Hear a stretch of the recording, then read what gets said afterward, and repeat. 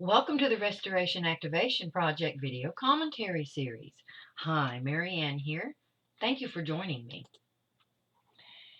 I recently participated in a panel discussion about toxic feminine and goddess programming and many key related topics that was hosted by my dear friend, James Bartley. We were joined by Eve Lorgan, author of the contemporary classics Alien Love Bite and Dark Side of Cupid books, Laura Matsu, a meditation and yoga teacher, and Kelsey Ray, an integrative therapist. A ton of important information was presented, and I'll let you know as soon as the video is published. Unfortunately, I'm not on camera due to technical difficulties. Big surprise.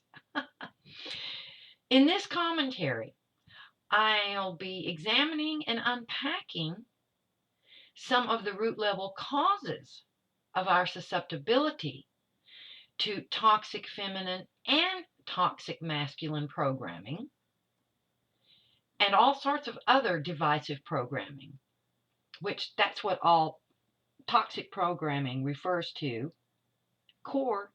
The core level, it's divisive, separative programming, and how that programming factors into the regressive dominant states of collective consciousness and conditions of this reality. And I'll also share a simple but very powerful discipline that has greatly enhanced my own efforts to identify, heal, and clear divisive programming within myself. So let's dive right in with an overview of the origins of the intense divisive oriented programming that goes on in this reality and how it works. The overarching agenda of the original regressive dominant non-human usurpers of this reality and all of their successors has always been to thwart the progression of consciousness and thus soul's growth and evolutionary progress for purposes of consuming and otherwise exploiting human life force and high vibration density energy emanations. They know that the sentient life forms which exist in a reality, in particular self-aware sentient beings, are the co-creators of the types and qualities of its conditions, and that self-aware non-nescient sentient beings are held accountable for their co-creations by way of consciousness's perpetual balancing process. They know that our perspectives and perceptions, pardon me, of self, other, and reality inform our inner states of being, which are the primary determinants of our co-creational choices. And they know that the more we see and perceive ourselves as something other than or somehow separate from the unique, individuated expressions of core self, divine consciousness that we are, the more divisive and separative, and thus more regressive, our co-creations become. This is why the divide and conquer strategy is the linchpin mechanism by which the overseers were able to seize control of the original organic version of this reality and steer collective consciousness toward co-creation of the regressed simulation of our reality in which we are currently existing. And this is why every social paradigm, societal construct, and contrived operating system within this simulation is designed to induce and reinforce divisive perspectives and perceptions of self, other, and reality. As the convergence point nears, divisive, regression conducive programming efforts are being ratcheted up for the purpose of ensuring the regressive overseer's continued dominion over this reality into the next evolution cycle. The essential foundational component of an effective divide and conquer strategy is to divide the co-creators of the reality from within. Once this is achieved within key individuals and segments of the population, particularly a population that has been entrained to a hierarchical, compartmentalized, pyramidal societal structure, that population is highly susceptible to controlled opposition tactics that facilitate manipulation and control from without.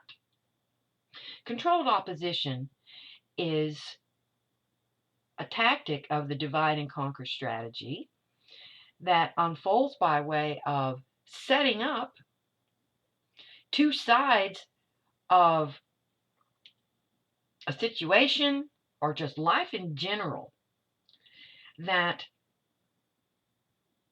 facilitates division among the population. And I'll get more into that. And it's vital to understand and accept that humanity itself, rather than the overseers, bears the brunt of accountability for the regressive dominant state of collective consciousness, conditions of this reality, and the very existence of this simulation of our reality, due largely to relinquishment of self-responsibility. So why did humanity relinquish self-responsibility for itself, its co-creational choices, and this reality?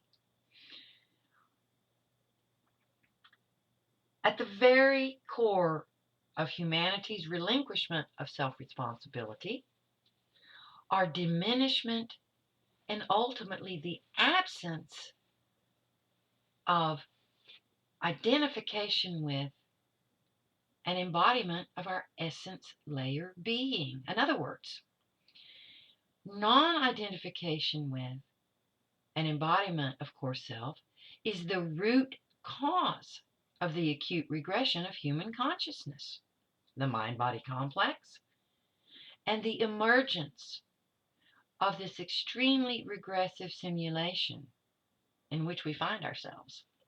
A key outgrowth of these unfoldments that is highly favorable to the overseer's agenda is aggregate collective consciousness's immersion in a vast labyrinth of illusory identifications, all of which stem from false self-identification. A labyrinth or maze is an intricate, confusing network of interconnecting passages through which it's very difficult to find one's way. Illusory identifications are the various aspects of ourselves and our lives by which we define ourselves and derive our sense of self and oftentimes our sense of self-worth, particularly when we become attached to them. And we become attached to them because we're entrained to mistakenly believe that they are the source of our sense of safety and security and well-being. In order to interact with and co-create within the material layer of being, unique individuated consciousness requires a self-referencing component of the psyche or mind through which it's functioning. In the original organic version of this reality, one's true self, in other words, the soul's innate personality, fulfill that requirement beautifully.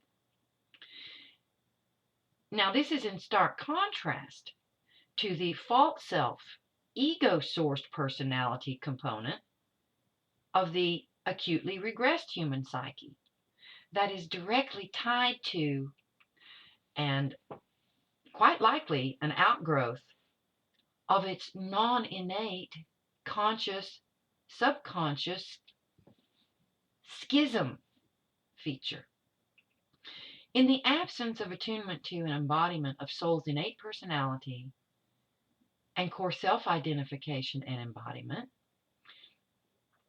the regressed human psyche latches onto and quickly adopts whatever self-referencing identifications it's presented with and entrained to. Ego identification entrainment begins from the moment we incarnate across all lifetimes in this simulated version of this reality. When unmastered and left to its own devices, the ego, the false self, dictates our perspectives and perceptions of self, others, and reality, which in turn inform our states of being and our co-creational choices. The unchecked, unmastered ego correctly perceives soul and core self-identification as a direct threat to its dominion over our lives. Therefore, it continuously, insidiously strives to undermine our efforts to identify with and embody core self-consciousness, states of being, and its co-creational will for the soul by keeping us lost in a maze of illusory identifications, because these false identifications are the primary means by which the ego, the false self, sustains and strengthens itself and its dominion over our lives. The more false identifications we harbor, the stronger the ego and its reign over us becomes. But other equally divisive entrainment begins upon incarnation in this simulation. In tandem with ego identification entrainment, we're entrained to identification with and attachment to the mind-body complex and its gender-specific expression. But we're not told that even in its regressed state, the mind-body complex is an incomprehensibly intelligent host vessel for core self-consciousness and co-creational instrument for core self-guided co-creation in this reality. And although it is an aspect of ourselves, the mind-body complex in itself is not what we are. We're not told that regardless of expressed gender, that we embody a unique ratio of both masculine and feminine energies and co-creational faculties, and that attaining harmonious balance between them facilitates non-divisive, non-separative states of being and co-creation.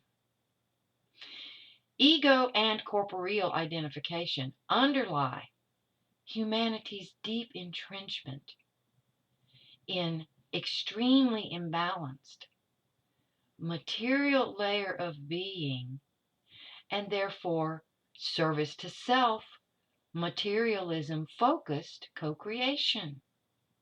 Deeply instilled ego and mind-body complex identification are the result of regression focused genetic modifications and deception-based social engineering and psychological entrainment over the course of millennia, enabled and facilitated by non-identification with core self and its attendant relinquishment of self-responsibility. Ego-corporeal identification and attachment are the requisite entry points into the labyrinth of false identifications.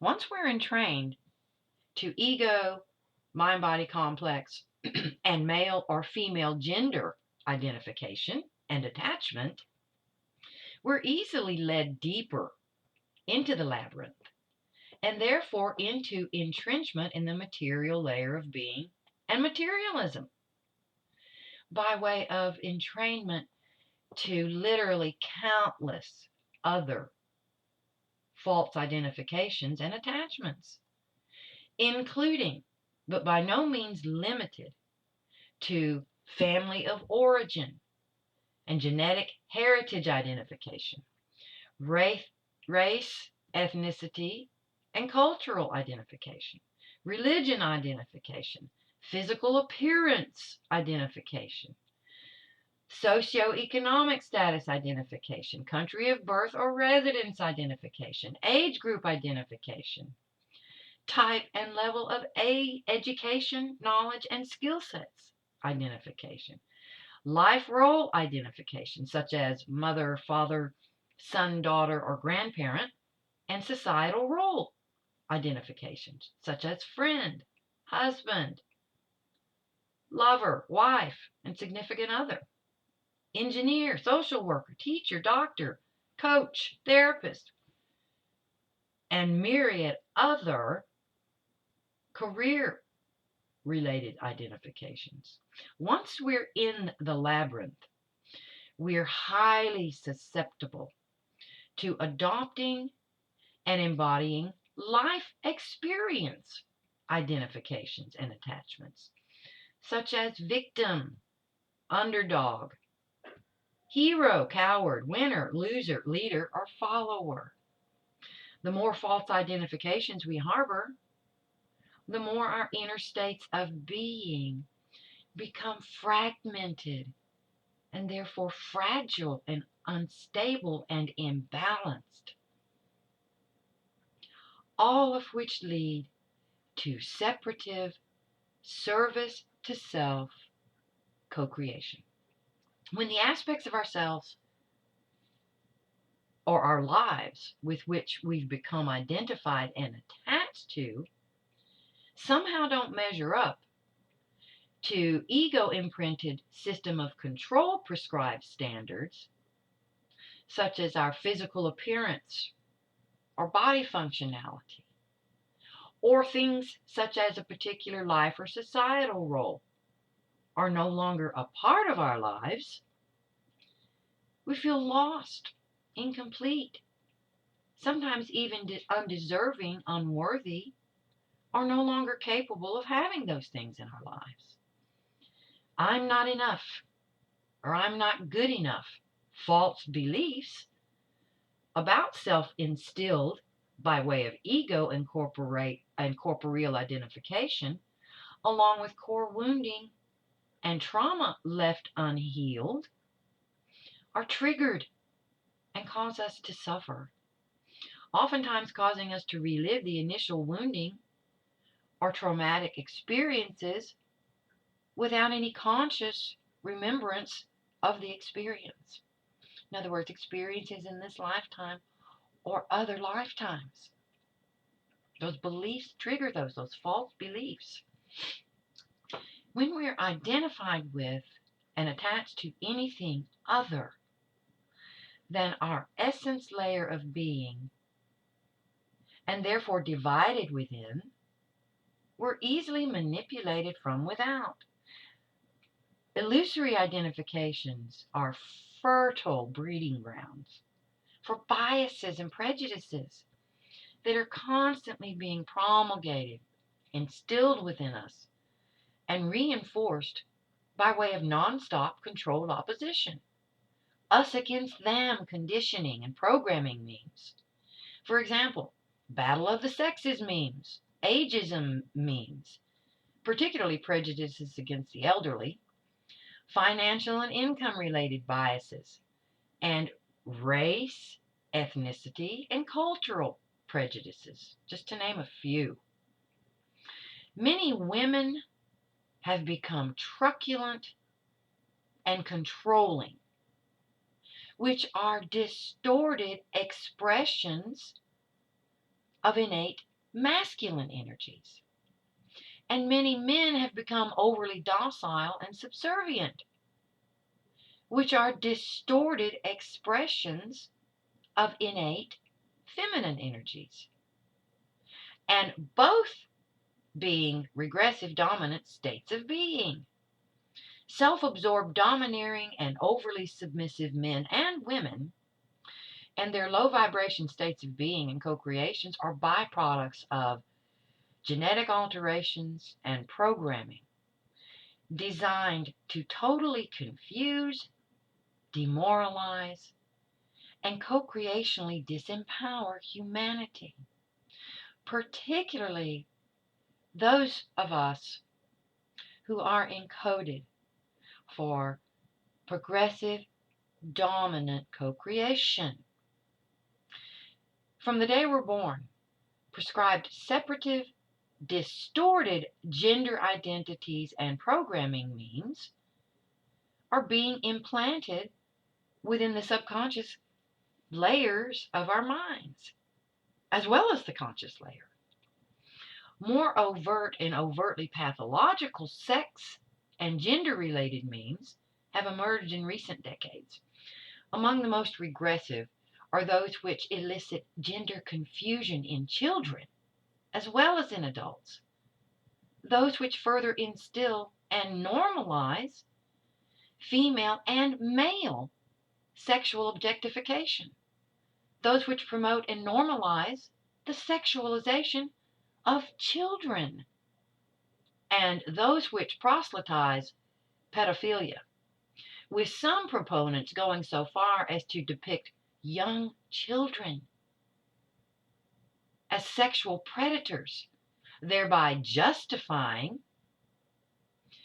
their own pedophilic predation. It's become increasingly apparent in modern times that the overseer's preferred manner of obtaining absolute control over humanity in this reality is through total debasement of human consciousness, sensibilities, and behaviors, thus undermining higher order, higher vibration, progressive dominant co creation by way of self suppression of conscience and our innate, compassionate service to others' nature.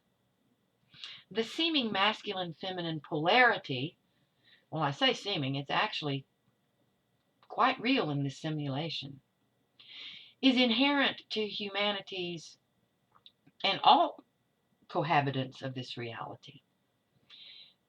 Aggregate 3DD, that's third density dimension, perspectives and perceptions of reality.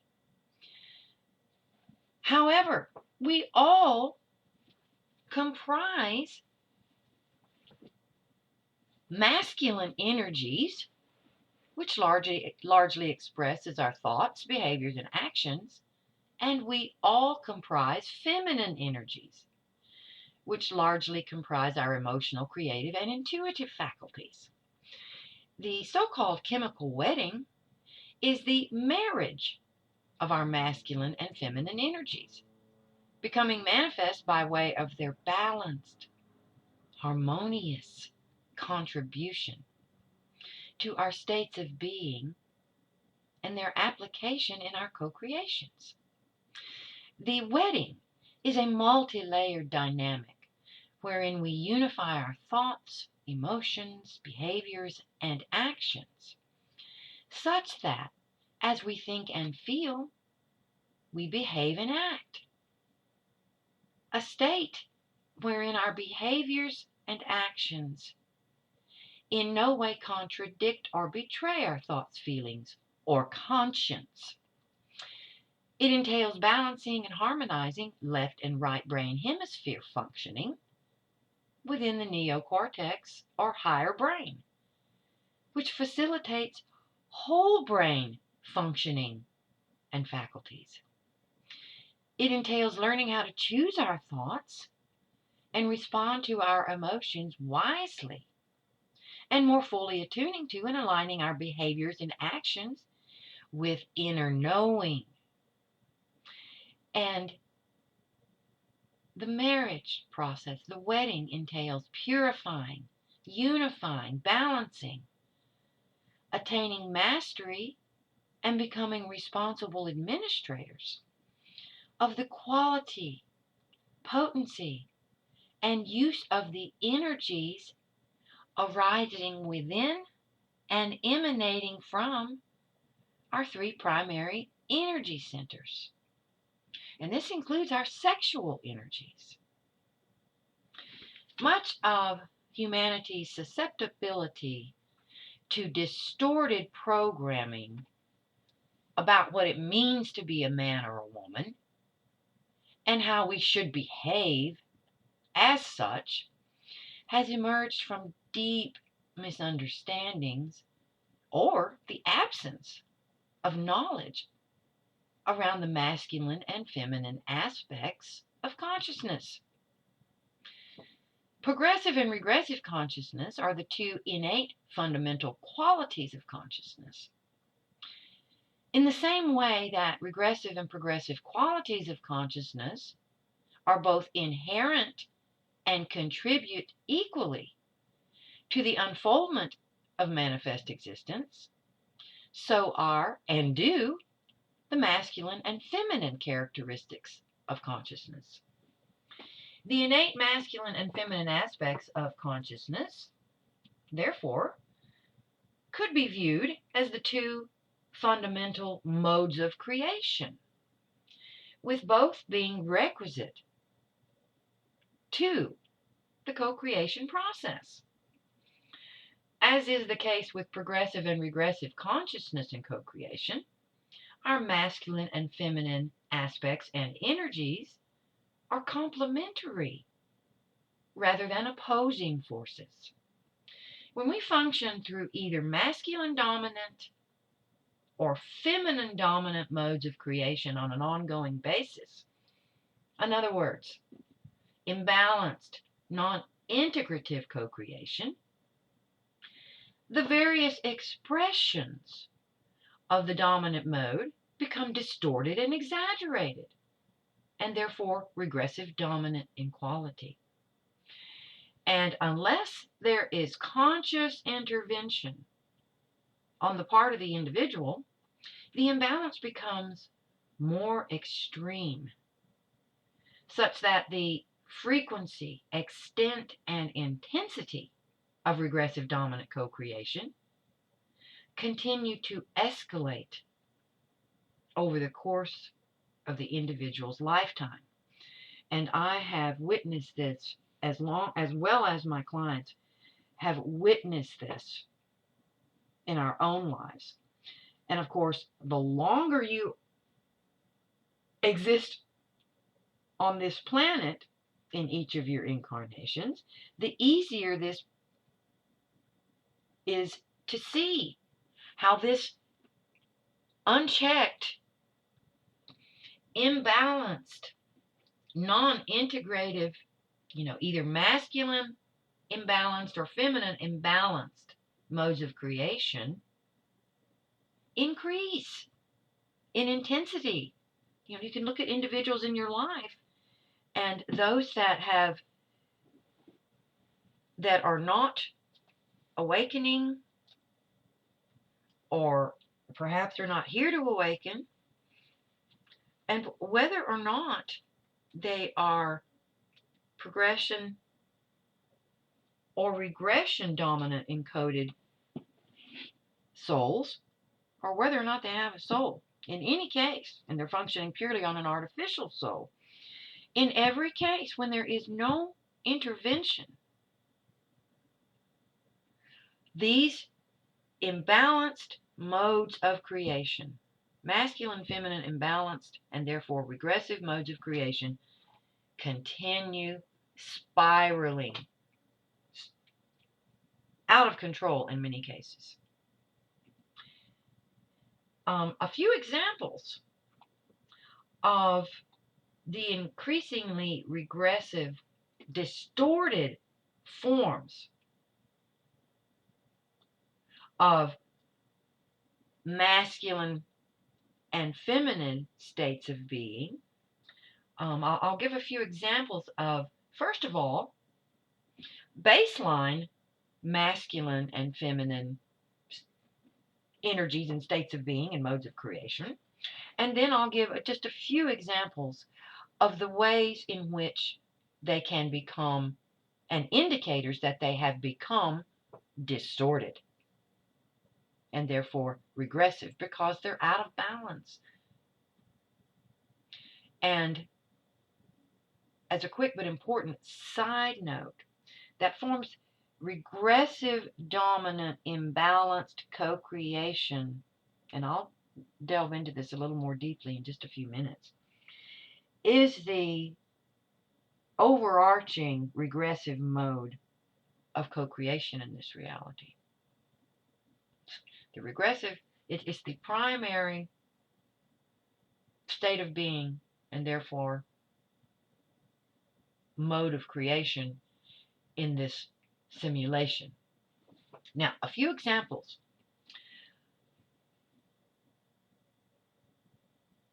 A quality, state of being, energy that's considered to be masculine, one example of that is assertiveness. But when masculine modes of creation, states of being and modes of creation become masculine imbalanced, assertiveness can quickly regress into aggression, antagonism, and even abuse. Now, an energy, a state of being, and mode of creation that's associated with the feminine principle is receptivity. And I also want to mention that the mind-body complex as it is, first going back to the assertive aspect of the masculine principle, the male gender-specific mind-body complex as it is, the genitalia of men is external. And conversely, the reproductive genitalia of women is internal. Assertion and receptivity.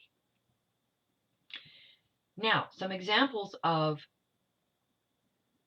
feminine energy modes of creation, imbalance of receptivity, that can regress into being fawning, overly submissive, kowtowing, and abuse tolerant states of being. Energies and states of being.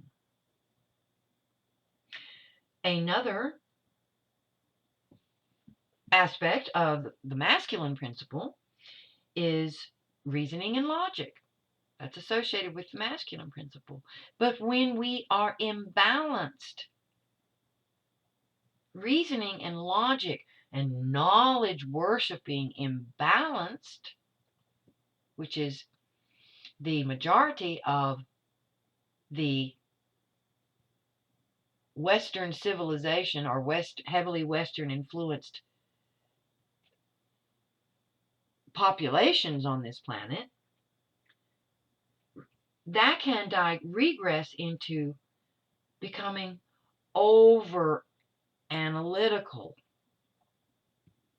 to the point of being, and we see this all around us, not just over analytical, but to the point of being creativity and intuition deficit. The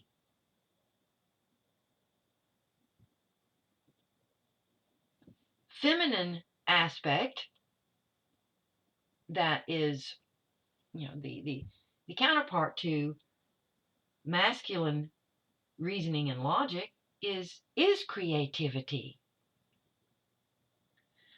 But we can also become, in its regressed form, regressed expression of creativity is service to self-driven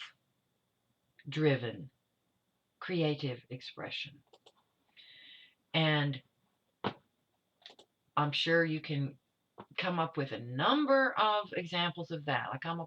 I'll mention just a few here. Service to self-driven creative expression, one example of that would be an individual, let's say perhaps an artist, who is aware of and attuned to his or her innate artistic abilities, or perhaps learned artistic abilities, but that the individual takes no responsibility for their particular expressions, their artistic expressions. In other words,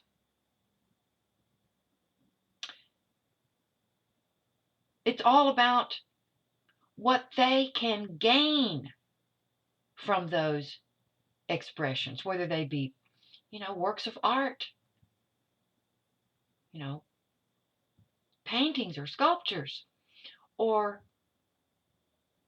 writing books. That's a key form, writing of some sort, poetry,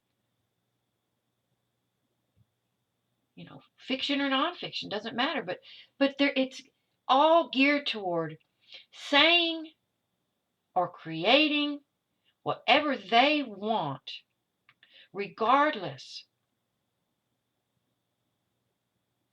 of the impact of that expression, with no consideration of that,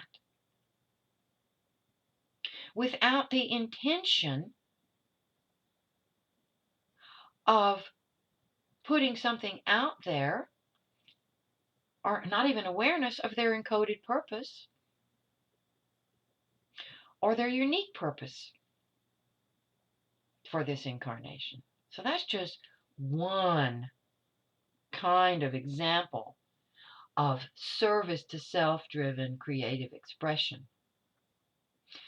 And not only has true creativity all but disappeared from this simulation of our reality, what people consider to be creative co-creation is defined by things like, coming up with a new computer application or a new technology. And that's not to say there is no creativity involved in that, but most of the individuals that are doing the legwork, so to speak, in technology co-creation are given license to use whatever means it takes to co-create what they're being told to create, never questioning what that technology might be used for in many cases. Hierarchical, compartmentalized, pyramidal societal systems.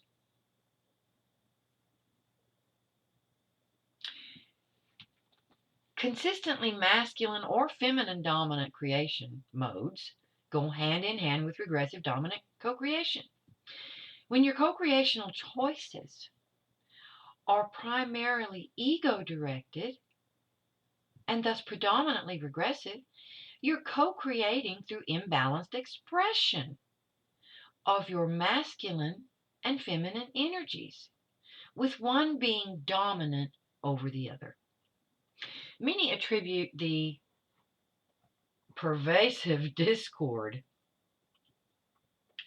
in the interactions and relationships between men and women solely to the overseer orchestrated, overseer preferred, because this is the modes through which they function, distorted masculine patriarchal society in which we live.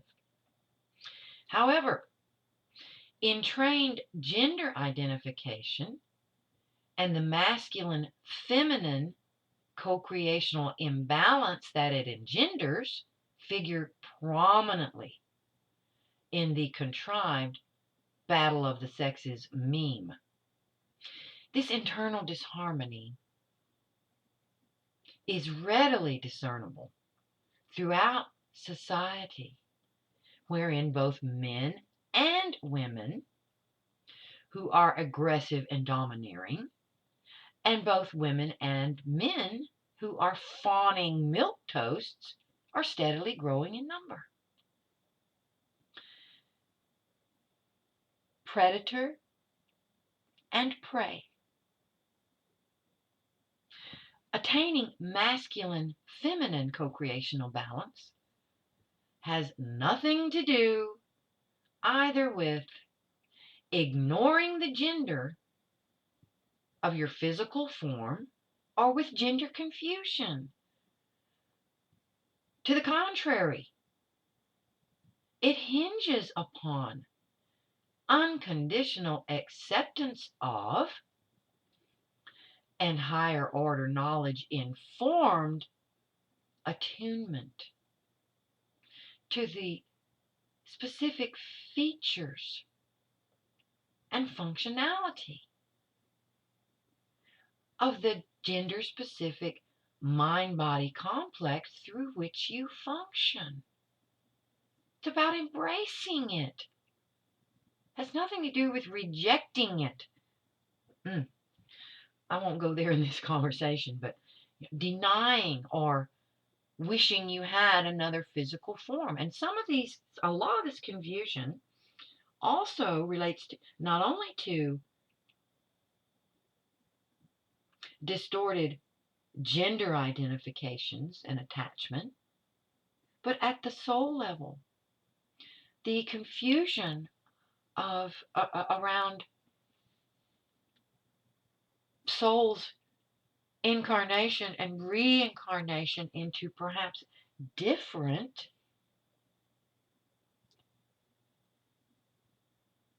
gender specific mind body complexes. In other words, a soul might reincarnate, might have multiple incarnations in a female gender specific body, and then all of a sudden the next lifetime or within one lifetime the soul incarnates within a male gender specific mind body complex, which could well cause in some cases soul's confusion around its ability to function within that particular gender specific form that's so different from the gender specific forms to which the soul may have become accustomed.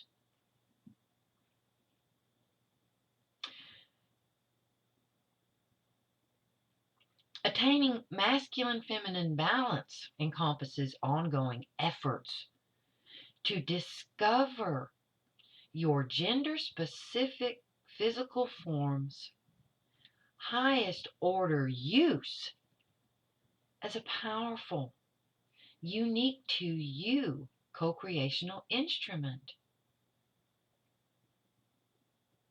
and host vessel for soul and core self-consciousness, a co-creational instrument for expressing and increasing the progression rate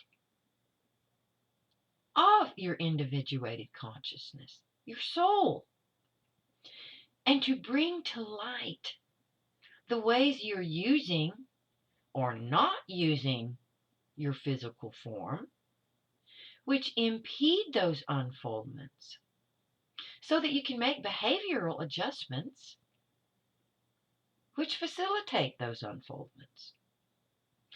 But masculine-feminine co-creational balance is, for lack of a better word, quote unquote, independent of your material form. It's an organic outgrowth of acknowledging, coming to deeply understand, embracing, and equitably engaging masculine and feminine principles, states of being, and modes of creation, in accordance with the uniqueness of your individuated consciousness, soul's encoded, and its unique purpose in this lifetime, and in accordance with the rules of engagement for this reality. The inbuilt code of co-creational code of conduct. So now here's sort of a breakdown of how these dynamics work and their interplay. Non-identification with our essence layer of being. In other words, identification with the ego false self, the mind-body complex, and the material layer of our being opens us to a Pandora's box of false beliefs about ourselves and reality, which inform our perspectives and perceptions of them. Therefore, non-identification with true self is the requisite entry point into the labyrinth of false identifications. These false identifications and our attachment to them instill deep, subconscious level self-doubt, because we're constantly trying to function and make decisions in our lives from a place of inner division, and therefore inner instability, which is the source of our self-doubt, this deeply entrenched self-doubt, deeply instilled, I should say. When we're divided within, we're unable to fully attune to or fully co-creationally sync with our encoded purposes, and are therefore not in the flow of an organic unfoldment of this reality. We're in sync, in other words, we're in sync with a regressive, inorganic unfoldment of this reality, the simulation. Self-doubt is the primary source of our fears and thus our suffering. And fear and suffering are root level causes of divisive, separative, imbalanced, service to self-oriented co-creation. Non-identification with and attachment to true self, in other words, ego, false self, mind-body complex, and material layer of being, is the entry point into the labyrinth.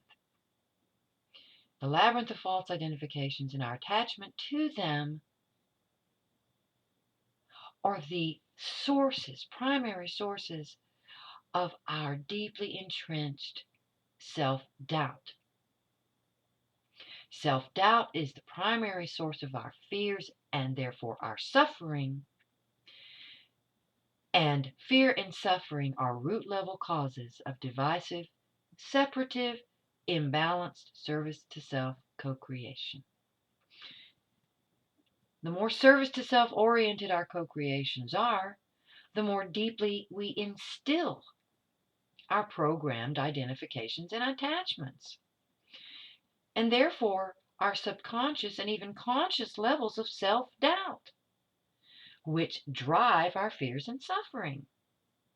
Unless we take conscious steps to intervene, we remain trapped in that self-perpetuated cycle of co-creation that sustains and continues expanding the increasingly distorted regressive-dominant simulation of this reality in which we exist.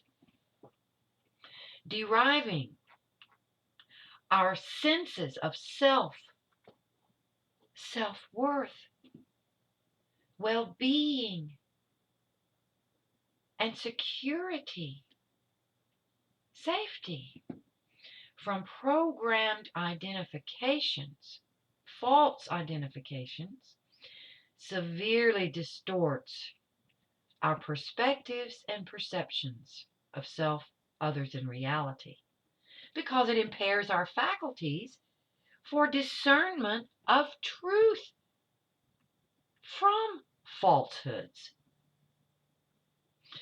And because our perspectives and perceptions inform our states of being and thus our co-creational choices, immersion in the labyrinth, getting lost in the labyrinth, equates to leading our lives from within a fragile, unstable house of cards that we have built and that can come crashing down around us at any moment.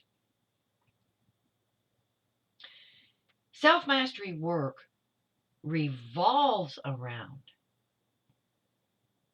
embodiment of divine core self-consciousness and attunement to and co-creational alignment with core self-divine will. If ego-corporeal identification is the requisite entry point into the labyrinth of illusory identifications and our attachments to them,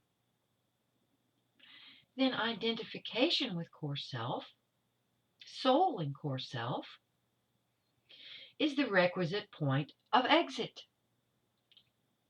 Because core self-identification facilitates core self-embodiment. When practiced, well, just a minute before I get to this tool,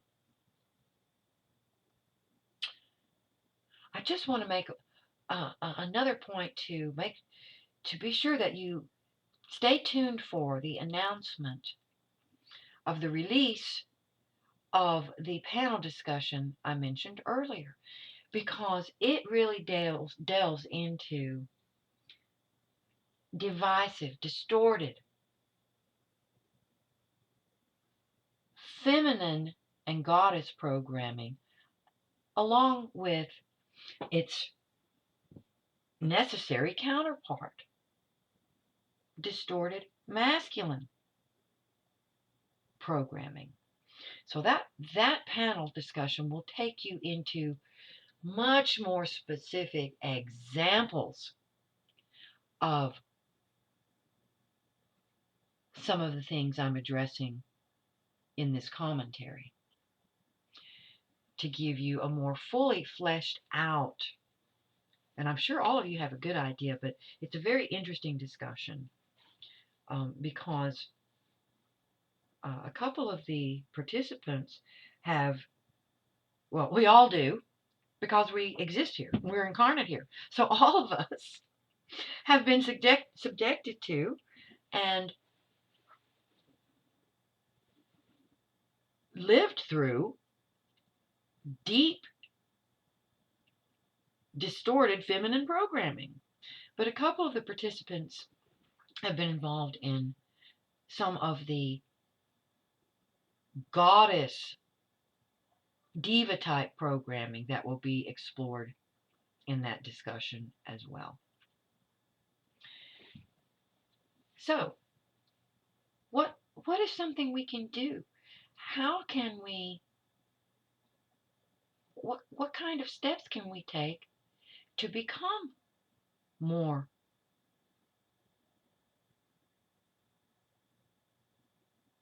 identified and therefore facilitate embodiment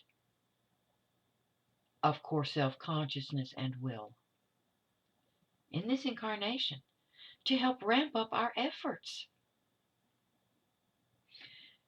As I mentioned at the beginning, I want to share a very simple, straightforward tool. When you practice it in combination with whatever meditation or other disciplines you engage in for the purpose of attuning to and embodying core self-awareness and consciousness,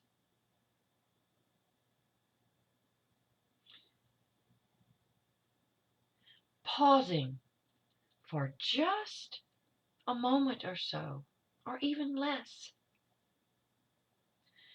multiple times throughout each day.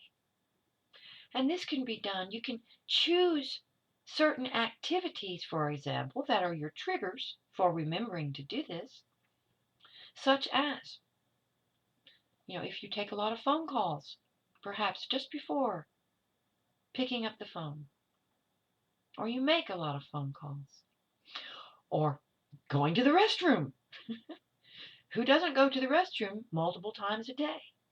But picking a particular activity or activities that you do multiple times throughout the course of a day on nearly every day.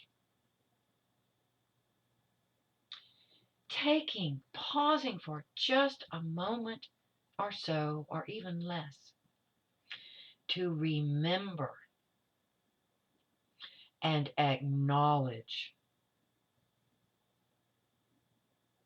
the source level of your very being is a powerful, self-loving discipline that will help you exit from the labyrinth of self-doubt, fear, and suffering.